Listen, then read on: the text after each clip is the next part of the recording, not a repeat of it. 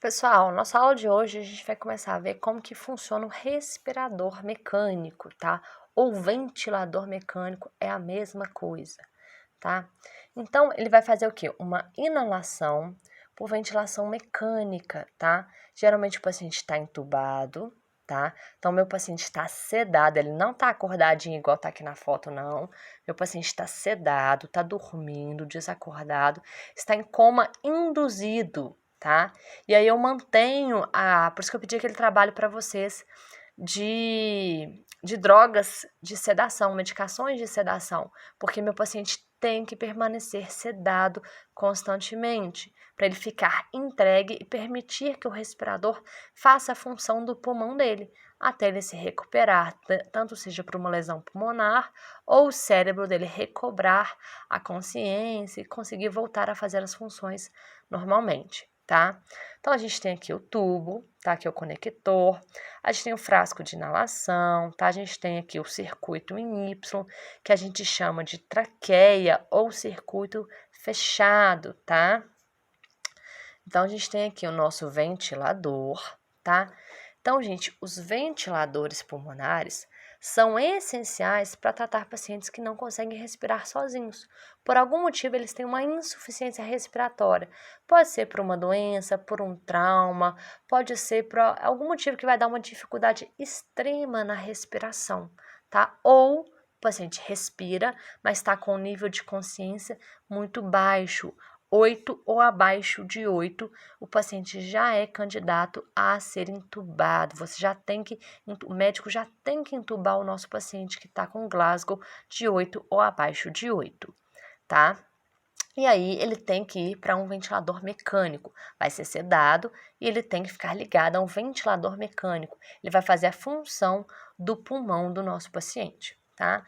Então, a ventilação mecânica, ela consiste num suporte ventilatório, tá? Que vai substituir total ou parcialmente a ventilação do paciente, tá? A ventilação mecânica, ela vai proporcionar melhora nas trocas gasosas, diminuição do trabalho do pulmão, então o pulmão vai descansar, tá? E é feita uma ventilação mecânica invasiva, tá? Então é comum você ver esse termo, esse VMI, tá? Que é ventilação mecânica invasiva, tá? Ele dá por meio de um tubo, o paciente está entubado, ou está com uma traqueostomia, porque por algum motivo ele não conseguiu ser entubado, ou, pessoal, a intubação, eu não sei se eu falei para vocês, mas um paciente entubado, ele pode ficar no máximo 7 dias, 7 a 8 dias entubado com tubo orotraqueal, porque senão o tubo começa a dar lesões permanentes nas cordas vocais. Passou de 7, 8 dias, o paciente não consegue sair do tubo, é necessário fazer uma traqueostomia no paciente, tá? Porque senão a gente vai ter uma lesão permanente de cordas vocais, mesmo que o nosso paciente se recupere, nunca mais ele pode voltar a falar, vai ter dificuldade para deglutir, e nós vamos causar lesões, sequelas permanentes ao nosso paciente. Então, sempre que possível, né? Sempre que a gente tem que avisar o médico, sempre, nós vamos contar, o paciente está entubado, foi entubado hoje, às 2 horas da tarde, né? Vamos colocar assim. E aí a gente vai anotar, hoje, no dia 10 de maio, paciente entubado, às 2 horas da tarde. Pronto. Daqui, no dia, vamos colocar, no dia 18 de maio, paciente não conseguiu tirar o paciente do ventilador mecânico, é necessário fazer traqueostomia. E aí cabe a gente que está, enfermeiro, técnico, que está diariamente com o paciente, lembrar ao médico, doutor, o paciente hoje está concluindo 7 ou 8 dias do tubo. Vai conseguir retirar ele do tubo ou vai ter que fazer uma traqueostomia, tá? E aí o médico, geralmente, ele vai chamar um fisioterapeuta, tá? Dentro do CTI, eles vão avaliar e realmente não tiver a possibilidade do paciente sair do tubo, né? Ser desconectado do tubo, porque o pulmão ainda não consegue funcionar sozinho, ou ele ainda mantém um nível de rebaixamento de nível de consciência muito baixo, não consegue respirar sozinho, é necessário, então, uma traqueostomia. E aí, essa traqueia, tá? Ela é ligada tanto no tubo quanto na cânula da traqueostomia, tá? Só vai mudar aonde ela vai ser conectada, mas a traqueia e o ventilador é o mesmo, tá bom? Então, o uso dos ventiladores mecânicos, O objetivo deles é restabelecer o balanço entre a demanda de oxigênio, tá? E atenuar a carga do trabalho respiratório do paciente que está com essa insuficiência respiratória. A equipe de saúde que vai prestar assistência ao paciente é composta por médicos, enfermeiros, fisioterapeutas, tá? Então sempre tem que ter esses funcionários em conjunto atuando e auxiliando no cuidado do paciente com ventilação mecânica, tá bom? Então qual que é a diferença entre o respirador e o ventilador? Nenhuma, tá? Tanto respirador mecânico como ventilador pulmonar, tá? Os dois termos são usados para falar do mesmo aparelho, tá? Então, só que cada um usa uma palavra diferente. Tem gente que usa ventilador ou tem gente que usa como respirador, tá? Porque o aparelho faz exclusivamente a função de ventilar, ou seja, administrar a entrada e a saída dos gases do pulmão. O termo respiração ele é mais amplo, ele não engloba somente a ventilação, mas uma série de outros eventos de trocas gasosas. Então, ele vai fazer a função praticamente de um pulmão artificial, um pulmão extracorpóreo, tá? Então, tanto o ventilador como o respirador está correto falar qualquer um dos dois, ok? Então, para que serve o ventilador ou o respirador, tá? Serve para auxiliar o paciente que está com insuficiência respiratória, ou seja, ele não consegue respirar sozinho. O aparelho funciona administrando uma quantidade de ar que vai entrar e sair do pulmão e ele vai controlar as trocas gasosas, controlar a mistura de oxigênio, tá? Em pacientes com COVID, o ventilador ajuda a manter o paciente vivo, tá? Quando ele não consegue respirar sozinho, enquanto outros procedimentos são usados para tentar combater a infecção viral, tá bom? Existem alguns tipos diferentes de ventilador, tá? Alguns tipos são marcas diferentes, tá? Eles são parecidos e às vezes algum deles vai diferenciar na sua tecnologia, tá? Alguns são mais digitáveis, né? Outros são de touchscreen, outros ainda são de botãozinho de girar, tá? Outros são mais antigos, tá? Todos eles exercem a mesma função, só vai mudar a tecnologia, tá? Então todos eles servem para dar suporte de gases, volume e a pressão adequada ao paciente, tá? Como que o ventilador funciona, gente? Normalmente o paciente está entubado, sedado, tá? Ou seja, ele está em coma induzido, tá? Nessa condição, o paciente ele perde a capacidade de respirar sozinho. O cérebro dele, as medicações colocaram o cérebro para dormir. O cérebro está em coma, está dormindo, ele está completamente inativado, tá? E aí o cérebro ele fica com uma função apenas de ainda tentar manter o corpo funcionando com o coração batendo, né? Outras funções até o corpo se recuperar. O cérebro apenas está dormindo. O paciente não está morto, tá? Apenas em coma induzido. Então, quando ele está nesse coma induzido, ele perde a primeira capacidade dele, que é de respirar sozinho. Então, com ajuste de peso, altura, volume e pressão, tá? A gente consegue simular uma respiração normal daquele indivíduo. Ou seja, gente, vamos colocar um paciente aí, um adulto de 80 quilos, não respira igual uma criança de 4 anos, né? Que tem 30 quilos. Né? Então, a gente varia muito. Um paciente, uma mulher, uma menina de 50 quilos, ela não respira, não tem a mesma pressão, o mesmo volume, o pulmão não é do mesmo tamanho que um cara de 150 quilos. Né? Então, gente, isso tudo afeta o jeito que vai os parâmetros que vão ser colocados no ventilador, porque isso tudo vai alterar a pressão que vai ser mandada e o volume de oxigênio que vai mandar para dentro do paciente. Quem mexe no ventilador, pessoal, geralmente é o médico ou o fisioterapeuta, tá? Mas é importante a gente saber pelo menos um pouquinho. Eu não vou ensinar tudo para vocês, porque nem eu sei tudo, tá? Porque não é muito a nossa especialidade, tá? A gente tem que saber, porque a gente tem que saber, às vezes, mudar um parâmetro, saber com que nós estamos lidando e como está o nosso paciente, tá? Então é importante a gente saber um pouquinho sobre isso. Mas fiquem tranquilos, eu vou mostrar para vocês um pouquinho do que eu sei, uma coisa mais superficial. A gente não vai conseguir se aprofundar muito, porque isso é muito parte de fisioterapia e de médicos, tá bom, pessoal? Então, eu só preciso que você saiba um pouquinho que a parte que o aparelho ele vai servir para fazer uma mistura do ar e do oxigênio, tá? Na concentração ideal, que é o que a gente deveria estar respirando todos os dias em ar ambiente, tá? Na quantidade que eu vou determinar de volume e ar que vai para o pulmão do meu paciente, tá? Se eu mandar muito volume, eu posso fazer um barotrauma no meu paciente e eu posso explodir os alvéolos pulmonares dele. E se eu mandar pouco, meu paciente pode continuar fazendo uma insuficiência respiratória, tá? E não vai conseguir se recuperar e pode inclusive ir a óbito. Então é muito importante a gente saber o controle e o volume correto que vai para o paciente. E aí é feita essa mistura de gás carbônico que é produzido no organismo, tá? E ele vai ser expulso pelo pulmão através da expiração. Então, gente, ele vai realmente fazer a função do pulmão. Ele vai me introduzir o oxigênio, né? Com as misturas do oxigênio e nitrogênio, tá? Que a gente viu. E ele vai vai expulsar o gás carbônico do pulmão também, tá? Porque senão a gente vai ter uma retenção de gás carbônico e a gente vai ter um aumento, né, da nossa pressão de gás carbônico, que vai piorar a gasometria do nosso paciente.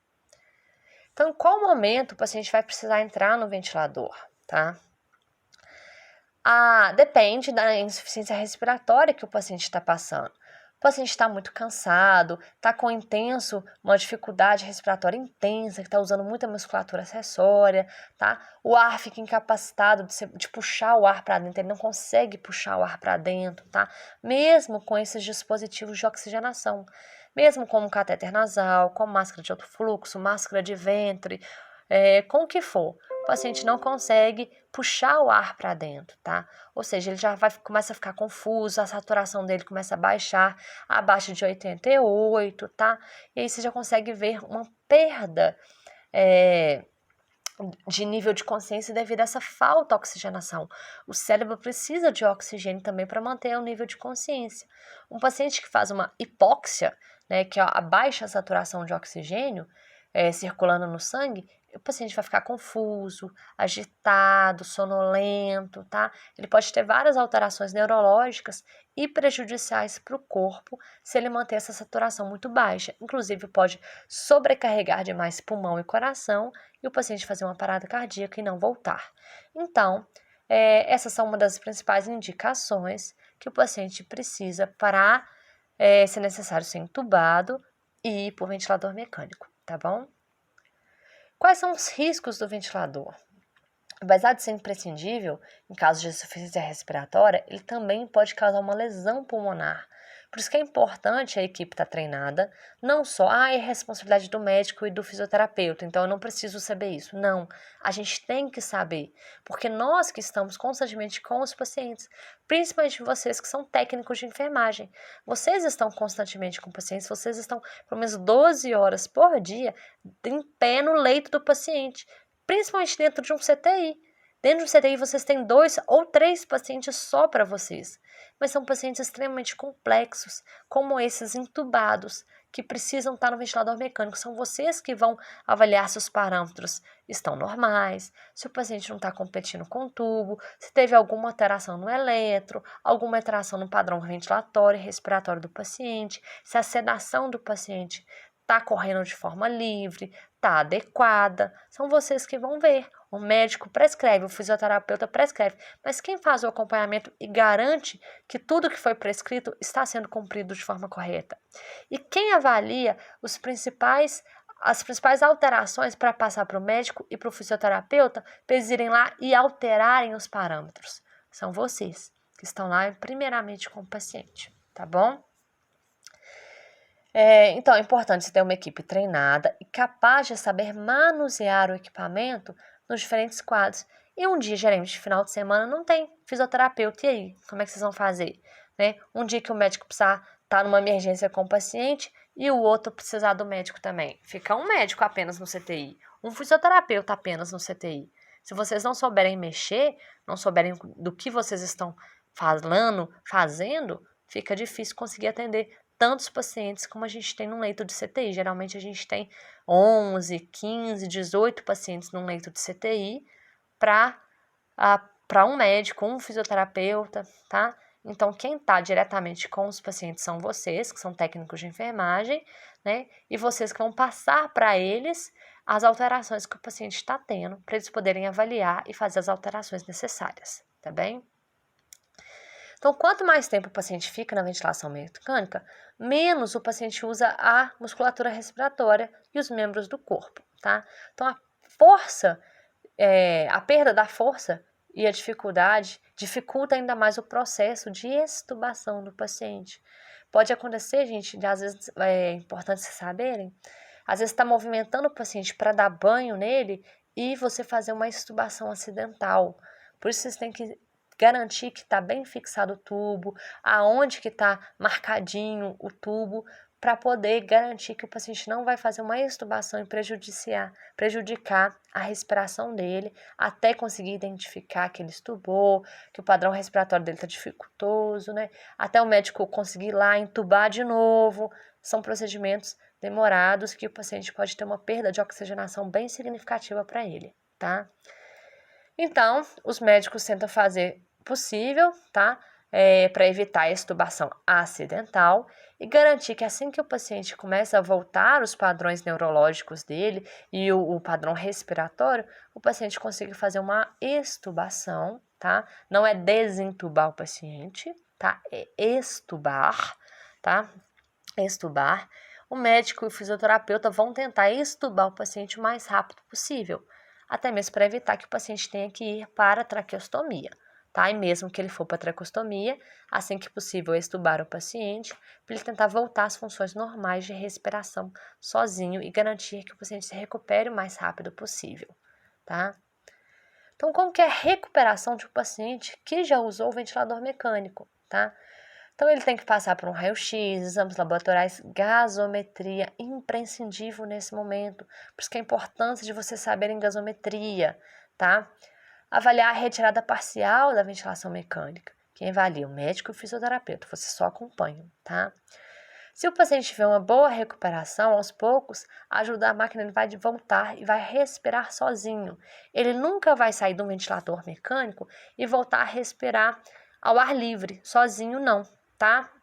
Ele vai voltar, geralmente você vai ofertar para ele máscaras de alto fluxo, máscara de ventre, depois vai voltando para catéter, até ele não precisar de mais nenhum tipo de dispositivo de ventilação, tá bom? Alguns outros problemas que podem ter é o paciente ficar com confusão mental devido à hipóxia, insônia, fadiga, estresse pós-traumático, pode ter dificuldade de fala ou deglutição, principalmente se ele ficar muito tempo com tubo, tá? Recomendar acompanhamento multiprofissional, dependendo de cada caso, incluindo um psicólogo, um fonoaudiólogo, nutricionistas, médicos de diferentes especialidades, além do acompanhamento com o fisioterapeuta, tá? E o que acontece se o paciente não entrar no ventilador? O paciente precisa, mas o médico recusa entubar ou não tem médico próximo, o paciente demora para conseguir ir para o tubo, tá? Se o paciente está com uma insuficiência respiratória grave e não recebeu o tratamento adequado, tá? Que é a intubação e o ventilador, né? Ele pode apresentar um nível cada vez maior de cansaço respiratório, saturação dele vai caindo cada vez mais e pode levar à falência de órgãos e à morte, devido à falta de oxigenação que é cerebral, de órgãos e até à morte, tá? Então, a ventilação mecânica, o paciente está entubado, tá? Então, a gente tem o tubo, tem as fases da ventilação, aqui, ó. Isso aqui é a traqueostomia, o tubo ou a traqueostomia. Essa mangueirinha aqui é a traqueia, tá? Que é o nosso circuito fechado de ventilação. A traqueia, gente, ela é completamente estéril, tá? Então, ela é lavada, tá? Ela fica esterilizada, porque ela que vai levar o oxigênio para dentro do pulmão do paciente. Então, tem que garantir que esse oxigênio vai ser limpo. Não vai ter nenhum tipo de micro-organismo aqui, bactéria, que pode causar uma pneumonia no meu paciente, tá? E aí existem as fases do ventilador mecânico que eu vou ensinar para vocês. Existem 4 fases, tá? A gente tem a fase do disparo, da inspiração, da ciclagem e da expiração. são as fases praticamente que o nosso pulmão faz também, só que agora ele é feito de uma forma muito mais mecanizada, tá? Então, eu tenho aqui meu circuito de ventilação mecânica, ou a minha traqueia, chamado circuito fechado, tá?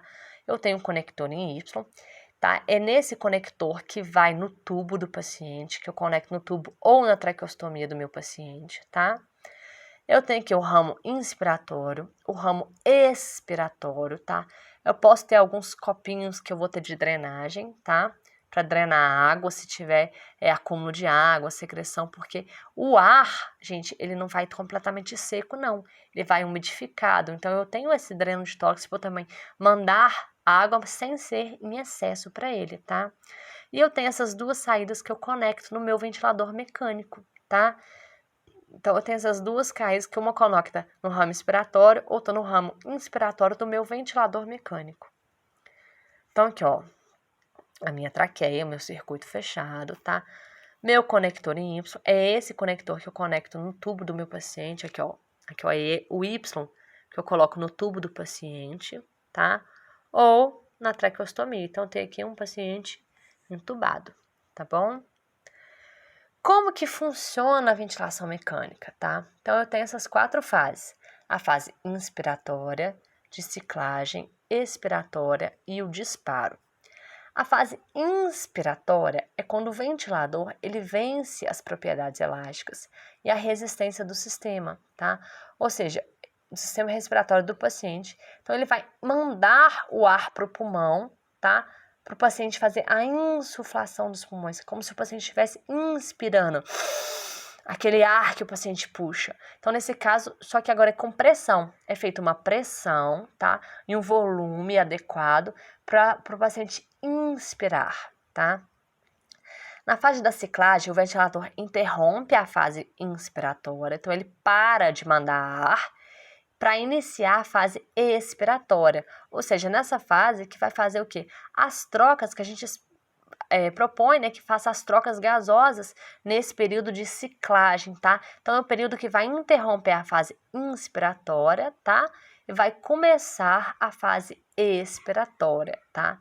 Então, esse tempo de ciclagem, ele tem um período determinado, tá? Dependendo do volume, do tempo que vai ser inspirado, do fluxo e da pressão que está sendo mandado para cada paciente. A gente tem a fase expiratória, que é quando os pulmões são esvaziados de forma progressiva, tá? Então, alguns pacientes demandam de tempo expiratório maior do que o tempo inspiratório. Pessoal, geralmente a gente expira demorando mais do que a gente inspira. Se você for prestar atenção, você inspira mais rápido, você demora mais tempo expirando ar. Então, ó, inspira e expira. Você demora mais tempo expirando, você solta o ar por mais tempo do que o tempo que você puxa o ar. Geralmente é o dobro, a gente conecta no ventilador o dobro. A gente coloca assim, é 1:2 que a gente coloca. Vou colocar assim, é um tempo para a fase inspiratória e 2 tempos para a fase expiratória, tá? É como se fosse praticamente, vamos colocar assim, exemplo, tá, gente? Um exemplo, pelo amor de Deus, um exemplo. Como se fosse 10 segundos para a fase inspiratória e 20 segundos para a fase expiratória. Tá? Como se a gente fosse colocar praticamente assim no ventilador. Não é esse o tempo, tá, gente? Mas é só para vocês verem em números como seria. Então, é praticamente o dobro de tempo para a fase expiratória do que é para a fase inspiratória, tá? E aí, em quarta, a gente tem a fase do disparo, tá? Que é quando você tem uma válvula expiratória, ela é fechada, para começar o ciclo todo de novo, começar a válvula inspiratória. O disparo, ele também é programado por um intervalo de tempo, e aí você vai ter a mudança de pressão e de fluxo, tá? Então, a fase de ciclagem e a fase de disparo é a fase que a gente vai interromper o funcionamento do ventilador para permitir a troca da fase, tá? Então, você mudar da fase inspiratória para expiratória e depois voltar da expiratória para inspiratória novamente. Então, tem inspiratória, é a fase que eu vou mandar o ar para dentro do pulmão. A ciclagem, que é a fase que eu vou parar para permitir as trocas gasosas. A expiratória é a fase que eu estou tirando o ar dos pulmões. E o disparo, que é a fase que eu estou voltando a mandar o ar de novo para o pulmão, para recomeçando minha fase inspiratória, tá? Então, aí, ó, ventilação mecânica praticamente, né, a gente tem os 4 ciclos, tá? A fase de inspiração ou o início do disparo. A fase de, o início da expiração seria praticamente o disparo. Você tanto pode considerar o disparo como a fase 4, como o disparo como a fase 1, depende da literatura que você está olhando, tá? Então, tem literaturas que trazem a fase 1 para a gente como disparo, a fase 2, a inspiração, a fase 3, a ciclagem, e a fase 4, a expiração. E aí retorna para a fase 1, que é o disparo, como um novo ciclo, tá? Pessoal, não precisa saber se é fase 1 ou fase 2. Só preciso que vocês entendam o ciclo como é feito, que é disparo, inspiração, ciclagem, expiração. Começa de novo, disparo, inspiração, ciclagem e expiração. Se está começando disparo ou na inspiração, não altera, porque isso é um ciclo, isso é um redondo. Não tem início, meio e fim, entendeu? Então, não interessa se eu estou começando pelo disparo ou pela inspiração, se eu considero essa a fase 1 ou essa a fase 1, tá? O importante é eu entender que isso é um ciclo, tá? Que é como se fosse um círculo, que quando um começa, que vem do disparo para a inspiração, para a ciclagem, para a expiração, que eu não consigo mudar essa ordem, tá? Eu não consigo começar na ciclagem, ir para a inspiração, depois para o disparo, para a expiração, da expiração volta para a inspiração, sem passar pela ciclagem, eu não consigo inverter a ordem. O que importa para mim é a ordem deles. Um sempre vai passar pelo outro. Então, eu vou inspirar, eu vou ciclar, eu vou expirar e eu vou disparar. Para eu inspirar, ciclar, expirar e disparar de novo. Então, o importante é vocês entenderem esse ciclo. Ok?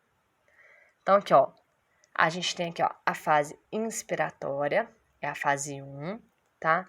Aí eu tenho a fase de ciclagem, onde eu tenho a pausa no meu ventilador, tá? A fase expiratória, que eu estou soltando o ar, e a fase do disparo, tá? Onde eu estou iniciando novamente a minha fase inspiratória, tá?